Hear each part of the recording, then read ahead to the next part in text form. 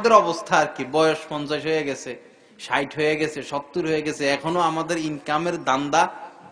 আমাদের ওই এলাকায় একজন আছে, আমার মুসল্লি, এখানে মনেও আছে, 70-এর উপরে বয়স হয়ে গেছে, এখনো মামলা করে। আমার কাছে দোয়া চায়, হুজুর দোয়া করেন আজকে কিশোরগঞ্জ যাবো। হ্যাঁ, কি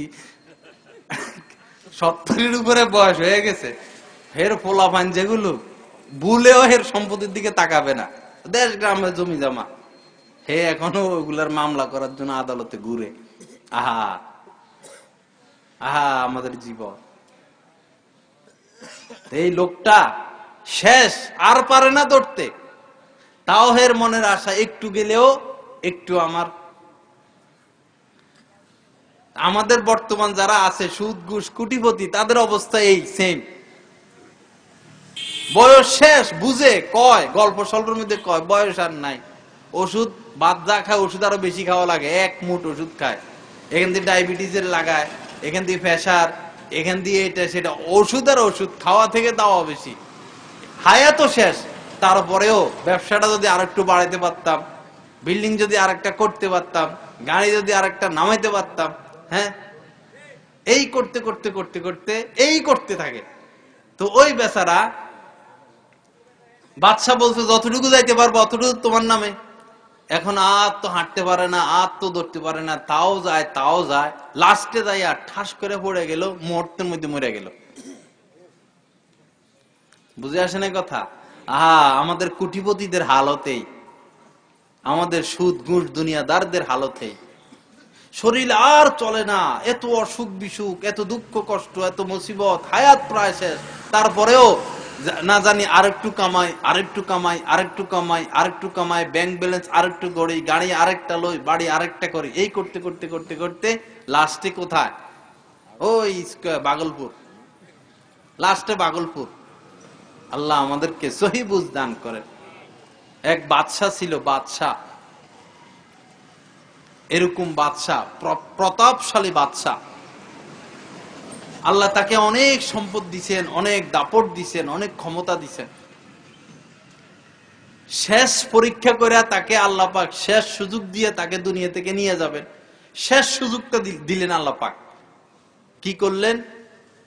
একটা ফকিরকে পাঠাইলেন। ফকির যাইয়া, বাদশা তার পুরা এরিয়া আস্তানা অনেক মজবুত প্রাচীর কইরা ভিতরে থাকতো, তার প্রাচীরের ভিতরে একটা পিঁপড়া যাওয়ার সুযোগ নাই। এই ফকির বেচারা দারোয়ানের হাত পাও ধইরা মাপ টাপ চাইয়া, দারোয়ান বলে না, বাদশার কাছে কোনো ফকির মকির যাওয়ার সুযোগ নাই। দারোয়ান বেচারাও তো গরিব মানুষ, গরিবের দুঃখ বুঝে হাত পাও ধইরা কোন রকম গেল। বাদশা তো ফকিরকে দেখে চোখ কোপালে উঠে গেছে, এত বড় দুঃসাহস, আমার রাজপ্রাসাদে ফকির ঢুকছে। বকাবকি, ঝকাঝকি, ফকির তো মাপ চাইতেছে, পাও ধরতেছে, বাদশা আমি বড় বিপদে আছি, অনেক কষ্টে আছি, অনেক মুসিবতে আছি, আমার দুঃখ কষ্টের কোনো শেষ নাই, আমাকে একটু সাহায্য করেন। দূর দূর করে তাড়াইয়া দিল। এই ফকির বেচারা আবার বাদশার দারোয়ানের হাত পাও ধইরা, গরিব মানুষ কি করবে, আবার কান্নাকাটি করে আবার আসলো। বাদশা তো এবার দেখা বকা জকা তো দিল, গালিগালাজ তো করলোই, মা দৌড় দিয়া ধাক্কা দিয়া বাইর করে দিল। শেষ সুযোগ আল্লাহ পাক দিলেন। আবার মুহূর্তের মধ্যে ফকির বাদশার সামনে, বাদশা তো এবার খুন করে ফেলবে। বাদশা যখন ফকিরের দিকে অগ্রসর হয়ে আসলো, ফকির বলল, বাদশা আমি তো ফকির না, আমি তো আল্লাহ পাকের পক্ষ থেকে তোমার কাছে এসেছি, আল্লাহ তোমাকে শেষ সুযোগ দিয়েছেন, তুমি তো সুযোগ কাজে লাগাও নাই। আমি তো ফকির না, আমি ফকির বেশি, আজরাইল তোমার জান কবজ করার জন্য আসছি। এর আগে 2 বার তোমাকে সুযোগ দেওয়া হয়েছে, তুমি সুযোগ কাজে লাগাও নাই। এখন তো বাদশার হাত পাও কাঁপা শুরু হয়েছে, হাই কি করলাম, হাই কি করলাম। এই শেষ মুহূর্তেও তার দেখেন, শেষ মুহূর্তেও তার ইসলাহ হইল না। সে কি বলতেছে যে আমার একটু সুযোগ দাও, আমি আমার সম্পদের একটু হিসাব নিকাশ বুঝাইয়া দিই। এ কথা কয় না যে আমার যত সম্পদ আছে সব আমি আল্লাহর রাস্তায় দান করে দিই, এ কথা এখনো এর মুখ দিয়ে বাইর হয় না। আজরাইল সামনে এখনো দান সৎকা এর মুখ দিয়ে কি মানে দান সৎকা করার অভ্যাস নাই তো, জবানের অভ্যাস। এই শেষ মুহূর্তে ওই কথাটার মুখ দিয়ে আসলো না। সে বলতেছে যে আমার একটু সময় দাও, আমি কিছু আমার ছেলে ফেলেকে একটু হিসাব নিকাশ বুঝাইয়া দিই।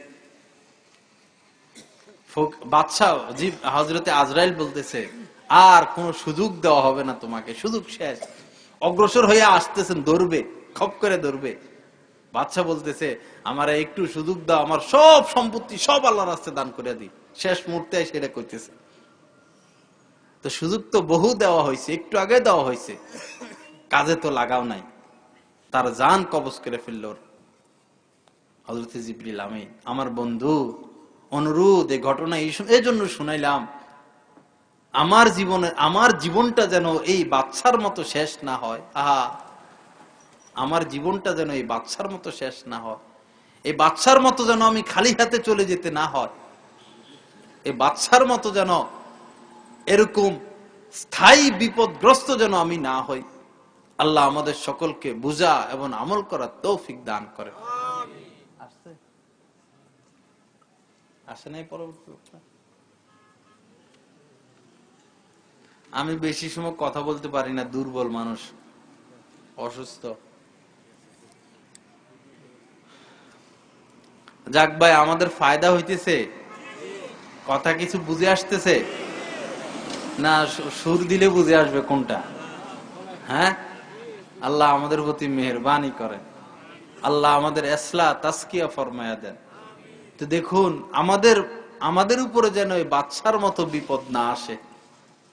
হ্যাঁ, আমরা কি এই বাদশার মতো খালি হাতে যাইতে চাই না কিছু করে যাইতে চাই? এমন কিছু করে যাওয়া উচিত যেন মৃত্যুর পরেও আমার আমল নামায় ছাওয়া পুষতে থাকে। আহা, এই অন্ধকার কবর,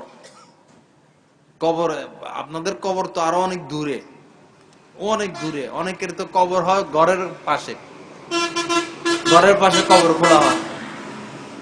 এই কবর খোলা, ভৈরব যে কবর খোলা, কাউকে যদি বলে যে এই অন্ধকার রাত্রে কবর খোলার মধ্যে যাইয়া এক রাত্র কাটাইবেন, কেউ সাহস করবে? কবরের মধ্যে একা একা যাইয়া অন্ধকারে কেউ সাহস করবে না। কবরের মধ্যে যাইয়া কেমনে থাকবো? সেই কবরে আমাকে একা, কবরের উপরে না ভিতরেই থাকতে হবে। আহা, এই কথা কেন আমাদের মাথায় আসে না? কেন বারবার এই চিন্তা আসে না যে কবরে একাই থাকবো? যদি এই চিন্তা আসতো, মরে যাব, কবরে চলে যাব, আল্লাহ জিজ্ঞেস করবেন যে কি আনছো আমার জন্য, এই চিন্তা যদি আমাদের মনে বারবার আসতো, আহা, আমরা তো গুনাহ করতে পারতাম না, আমরা তো জুলুম করতে পারতাম না, আমরা তো সুদ ঘুষ খাইতাম না, আমরা তো টেলিভিশন দেখতাম না, আমরা তো সন্তানকে নষ্ট করার জন্য। আমার তো মনে হয় বর্তমান যুবক শ্রেণী, তরুণ তরুণী যে নষ্টের পথে, খারাপ হওয়ার পথে, এটার জন্য প্রথম দায়ী হচ্ছেন মা বাবা, পিতামাতা। প্রথম দায়ী, প্রথম অপরাধী, সন্তান নষ্ট হওয়ার প্রথম অপরাধী হচ্ছে পিতামাতা। আহা, পিতামাতাদের একটু চিন্তা করা উচিত, 20 লাইনে কি দেখায়। হ্যাঁ, চ্যানেলগুলো, ভারতের চ্যানেলগুলোতে কি দেখায়? একটা নায়িকা যে নাচে টেলিভিশনে আয়সা, তার উদ্দেশ্য কি? সে কেন এরকম নাচতেছে? আমাদের অভিভাবকদের ফিকির করা উচিত। তার এভাবে উলঙ্গ, অর্ধ উলঙ্গ হয়ে এই নায়িকার নাচার উদ্দেশ্য হচ্ছে সে তার গোপন অঙ্গগুলো মানুষকে দেখাইয়া মানুষকে জিনা অপকর্মের প্রতি সে উৎসাহ দিতে থাকে। যেরকম আপনাদেরকে আমি এখন দিনই কথা বলতেছি, উদ্দেশ্য হলো আমরা যেন সবাই আল্লাহর ওলি হয়ে যাই, সবাই নামাজি হয়ে যাই, সবাই মুত্তাকি হয়ে যায়। এই জন্য আপ্রাণ চেষ্টা করতেছি, একটা কথার পর আরেকটা কথা বুঝানোর চেষ্টা করতেছি যেন আমরা নামাজি হয়ে যাই। তো একটা নায়িকা যে উলঙ্গ হইয়া নাচে, গান গাইতে থাকে, তারও একটা উদ্দেশ্য আছে। তার উদ্দেশ্য হলো পাইকারি হারে সমস্ত মানুষ যেন অপকর্মে লিপ্ত হয়। তো আমার অভিভাবকরা আমার আদরের সন্তানকে অপকর্ম শিক্ষা দেওয়ার জন্য আমি ঘরে ডিশ লাইন টানলাম। আমার প্রশ্ন আপনাদের প্রতি, সন্তানকে অপকর্ম শিক্ষা দেওয়ার জন্য আমি টাচ মোবাইল কিনে দিলাম। সন্তান কিভাবে অপকর্ম করবে সেটা শিক্ষা দেওয়ার জন্য ডিশ লাইনের মাসে মাসে বিল পরিশোধ করি আমি অভিভাবকের দায়িত্ব কর্তব্য এটা। আল্লাহ আমাদেরকে হেফাজত করেন, আল্লাহ সহি বুঝ দান করেন। কাল কিয়ামতের ময়দানে এই আদরের সন্তান, কিতাবের মধ্যে আমরা পাইছি কিয়ামতের ময়দানে মা বাপকে জমিনে শোয়াইয়া পা দিয়া মারাবে, এরকম করে মারাবে। আগের কালে ধান মারাইতো না, পা দিয়া ধান, এখন তো মেশিন সিস্টেম, আগে তো পা দিয়া মারায় ধান বাইর করতো না। এই পা দিয়া মারাবে সন্তান পিতা মাতাকে, আর এই কথা বলবে তোমরা আমাদেরকে কোরআন হাদিস শিখাও নাই, দিন শিখাও নাই, ইসলাম শিখাও নাই, নামাজি বানাও নাই, দিনদার বানাও নাই, বরং আমরা যেন নষ্ট হয়ে যাই, আমরা যেন খারাপ হয়ে যাই, আমরা যেন বদমাইশ হয়ে যাই, এই জন্য হাজারো উপকরণের ব্যবস্থা তোমরা করছো। তোমরা মোবাইল কিনে দিছ, তোমরা ডিশ অ্যান্টেনার ব্যবস্থা করছো, তোমরা টেলিভিশন কিনে দিছ, তোমরা এই সহশিক্ষাওয়ালা প্রতিষ্ঠানে পড়ার সুযোগ করে দিছ।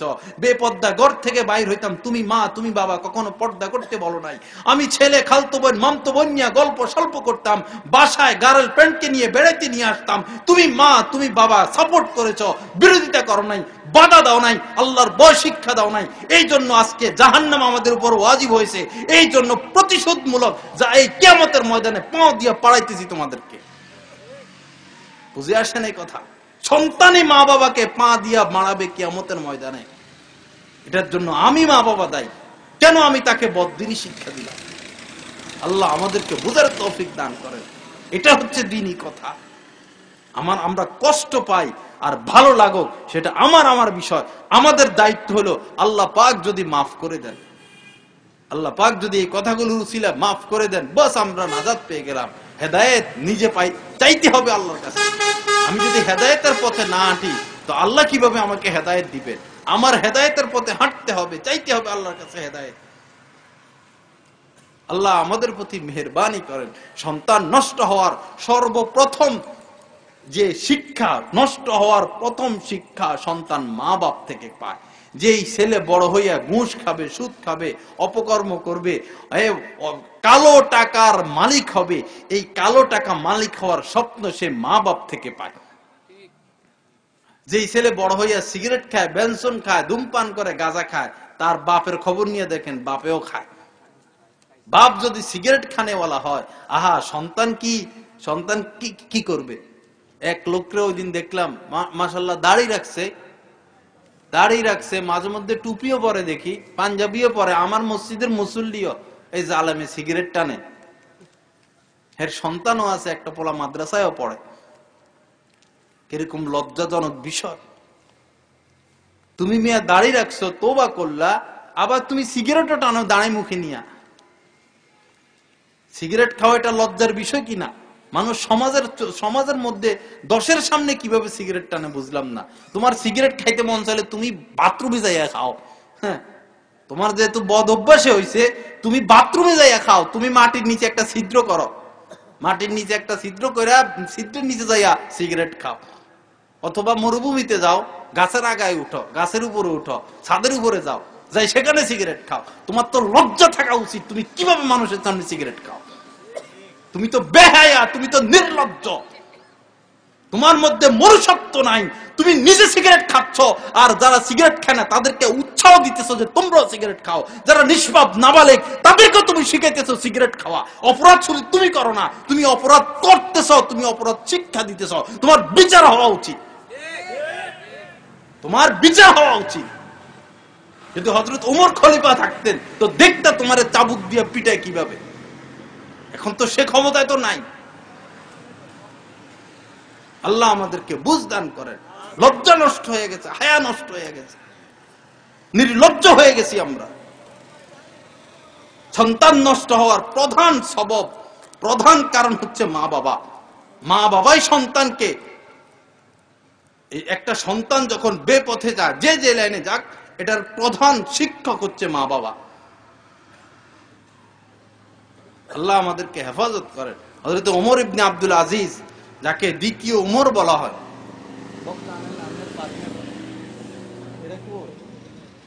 আমি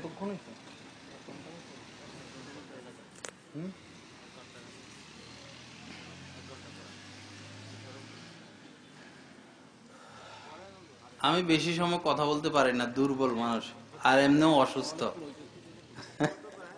এমনিও শরীর খারাপ। আপনাদের বক্তা না হইলে তো মাহফিল ধরে রাখবে কে? ফোন টোন দেন না? আসতেছে? হ্যাঁ, 10 মিনিট। মাশাআল্লাহ, এই যে ভাই সুন্দর কথা মনে করাই দিছে। 10 মিনিটের ভিত্তি নাই। আমরা গাড়িতে বসে থাকি তো ড্রাইভারদের কাছে ফোন দেয়, এই তুমি কোথায় আছো? তো যদি ড্রাইভার থাকে মনে করেন আশুগঞ্জ, তো আরে বরফ ব্রিজ পার হয়ে গেছি, এই কাছে, এই 3 মিনিট লাগবে, 5 মিনিট লাগবে। 10 মিনিটের কি নাই, ভিত্তি নেই। আহা আহা, কি অবস্থা আমাদের! আহা, ওয়াদা পালনকারী লোক পাই না সমাজে। দিনদার যারা, দিনদার যারা, যাদেরকে আমরা দিনদার বলি, তাদের মধ্যেই এই ওয়াদা রক্ষাকারী পাওয়া যায় না। আল্লাহ রাসূল যখন যুবক ছিলেন, নবুয়ত এখনো পান নাই, তো এক লোকের সাথে লেনদেন হইছে, সেও পরবর্তীতে সাহাবী হইছেন। তো লেনদেন হওয়ার পরে এই সে সম্ভবত মানে আল্লাহ রাসূল, সে বলছে যে আপনি এখানে দাঁড়ান, আমি আসতেছি ঘরের থেকে। আল্লাহ রাসূলকে বলল যে আপনি এখানে দাঁড়ান, অপেক্ষা করেন, আমি ঘরের থেকে আসতেছি। আল্লাহ রাসূল তার সাথে ওয়াদাবদ্ধ হলেন যে ঠিক আছে, আমি অপেক্ষা করলাম, তুমি ঘরের থেকে ফিরে আসো। এই লোক ঘরে যাইয়া ভুলে গেছে কথা, ভুলে গেছে তো ভুলে গেছে, আজকের দিন পুরো চলে গেল। ওদিকে নবী মুহাম্মদ ওই পথে অপেক্ষা করতেছেন, আজকের দিন শেষ, পরের দিন শেষ, পরের দিন শেষ। 3 দিন পরে এই লোকের এই কথা মনে পড়ছে, আরে উনার সাথে তো আমি লেনদেন করলাম, উনাকে তো আমি দাঁড়া করাইয়া আসছি ওই জায়গায়, উনার কি হালত! এক দৌড় দিছে, আয়সা দেখে যে নবী মুহাম্মদ এখনো ওইখানে অপেক্ষা করতেছে, একটা ওয়াদা রক্ষা করার জন্য 3 দিন এক জায়গায়। পৃথিবীর ইতিহাসে এরকম কোন ঘটনা আর ঘটছে না কাহারও দ্বারা সম্ভব?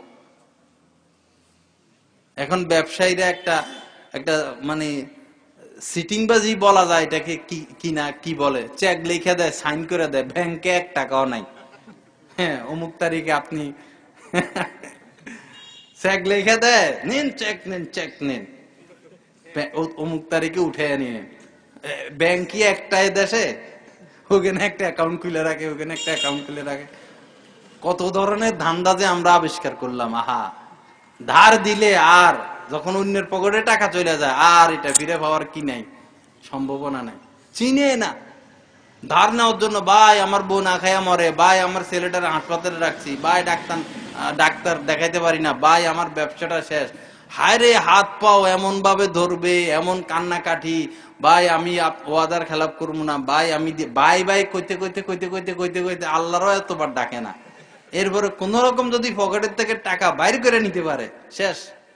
কোথায় ওয়াদার, কোথায় কি, শেষ। হায় রে, মুসলমানদের এই অবস্থা! আফসোস, হাজার আফসোস। তো যাই হোক, ওমর ইবনে আব্দুল আজিজ না, নেক সন্তান। দেখেন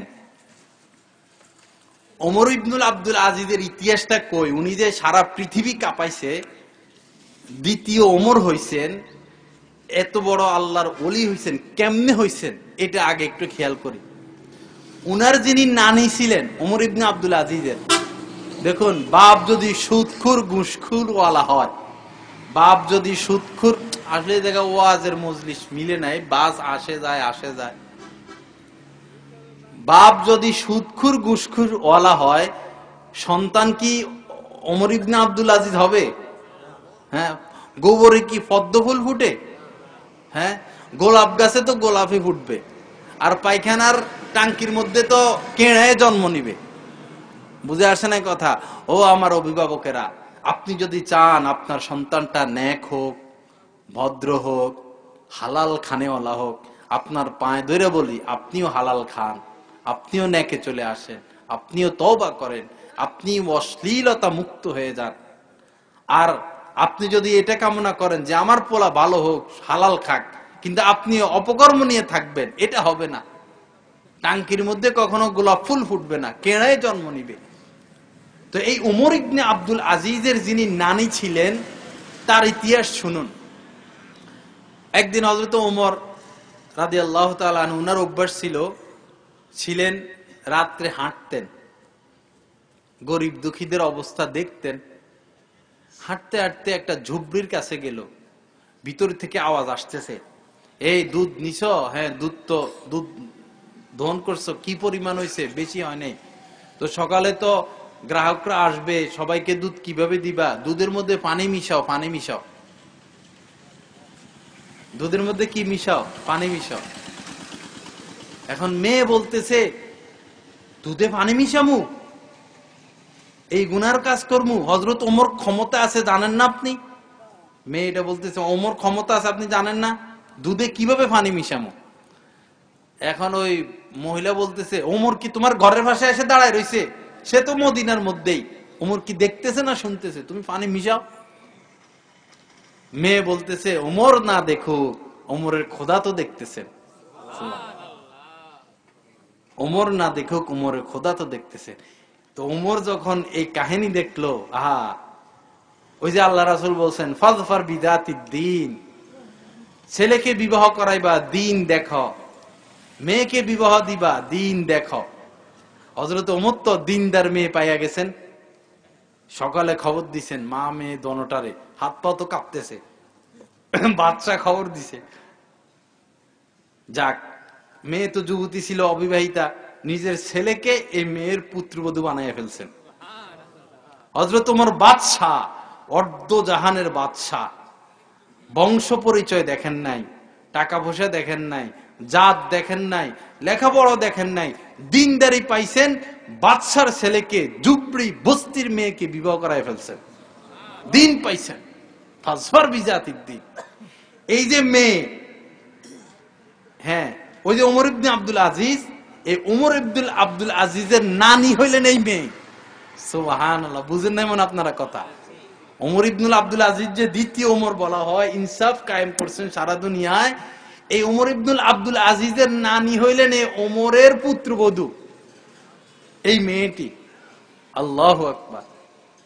তো ওমর ইবনুল আব্দুল আজিজের যেটা বলতে চাইছিলাম, ওমর ইবনে আব্দুল আজিজ তো রাষ্ট্র ক্ষমতা পরিচালনা করছেন। উনি ছিলেন মানে রাজকীয় হালতে চলতেন, নাডুস নুডুস শরীর ছিল, খাদেমের অভাব ছিল না, টাকা পয়সার অভাব ছিল না, পোশাকের অভাব ছিল না, বাহনের অভাব ছিল না, বাদশাহী হালতে থাকতেন। আহা, মৃত্যুর সময় যখন তাকে কবর দিতে নিয়ে যাওয়া হবে, তো তার লাশকে দেখা হয়েছিল শুকাইয়া এত পাতলা হয়েছে, মনে হয় শিশুর লাশ। শুকাইতে শুকাইতে, ফিকির করতে করতে, রাষ্ট্র নিয়া, জাতি নিয়া, যখন তিনি দায়িত্ব পাইছেন, স্ত্রীকে ডাকছেন, সন্তানকে ডাকছেন, গোলাম বান্দিকে ডাকছেন, ডেকে সকলকে বলছেন যে আজকে থেকে তোমাদের খোঁজ খবর নেওয়ার মতো, আগের মতো খোঁজ খবর নেওয়ার সেই সুযোগ আমার হবে না। কারণ আমার উপর এমন দায়িত্ব আসছে, আমার মাথার উপর এমন দায়িত্ব আসছে, যতক্ষণ না আমি সমস্ত মানুষকে জান্নাতে প্রবেশ করাবো, মুক্তির পর্যন্ত পৌঁছাইয়া দিব, ততক্ষণ পর্যন্ত তোমাদের খোঁজ খবর নেওয়ার সুযোগ আমার হবে না। এই কথা বলার পরে ওমর ইবনুল আব্দুল আজিজের ঘরের মধ্যে কান্না কাটির এমন অবস্থা হয়েছে, প্রতিবেশীরা মনে করছেন যে এই ঘরে কেউ মারা গেছেন। যাক, আমার বলা উদ্দেশ্য সেটা না। আমি যেটা বলতে চাইছিলাম, হযরত ওমর ইবনুল আব্দুল আজিজ যখন মারা যাবেন, মৃত্যুর কিছুক্ষণ আগে তার এক বন্ধু আসছেন, আয়সা বলল, ওমর, আগে যারা বাদশা ছিল তারা মৃত্যুর আগে তাদের সন্তানের জন্য ঘর বাড়ি করে গেছে, টাকা পয়সা দিয়া গেছে, জমি জমা দিয়া গেছে, সম্পদ দিয়া গেছে। তোমার নিজের গায়ে তো পুরান জামা, ছেঁড়া জামা, হ্যাঁ, তুমি তো তোমার সন্তানদের জন্য কিছু রেখে গেলা না, কোনো সম্পদ রেখে গেলা না, তারা চলবে কিভাবে? দেখুন, ও বাদশা, সে বাদশার গায়ে কি জামা? ছেঁড়া জামা।